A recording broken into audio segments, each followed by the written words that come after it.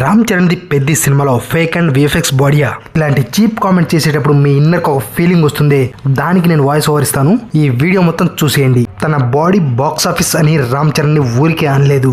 ఎందుకంటే సంవత్సరంలో సగం రోజులు అయ్యప్ప మాల్లోనే ఉంటూ ఇటువంటి డివైన్ బాడీ డివైన్ ఫీలింగ్ తో పెరగడం అనేది మామూలు విషయం కాదు. అంత ఈజీ అస్సలు కాదు.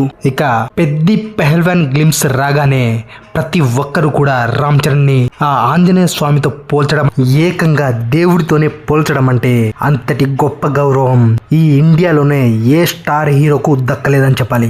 ఆ అర్హత సంపాదించిన అతిపెద్ద హార్డ్ కోర్ హిందువు మన రాయల్ రామ్ చరణ్. ఇక ఫ్యాన్స్ పక్కన పెడితే ఇండియా మొత్తం రామ్ చరణ్ అన్న బర్త్డే సెలబ్రేషన్ చేసింది. ఎందుకో తెలుసా? రామ్ చరణ్ బర్త్డే రోజే మనం శ్రీరామనవమి జరుపుకోవడం, అందులోనూ రామ్ చరణ్ అన్న ఆ ఆంజనేయ స్వామి లాగా దర్శనం ఇవ్వడం. ఆ 45 సెకండ్ల గ్లిమ్స్ లో లాస్ట్ 10 సెకండ్లు మాత్రం ఆ గద అలా తిప్పుతూ ఎత్తుతుంటే సాక్షాత్తు హనుమంతుల వారే కనిపించారు.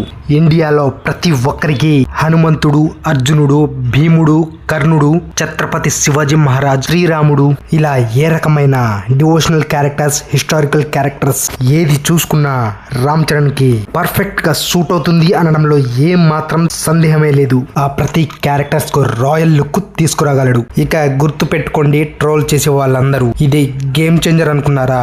పెద్దిరా అక్కడ.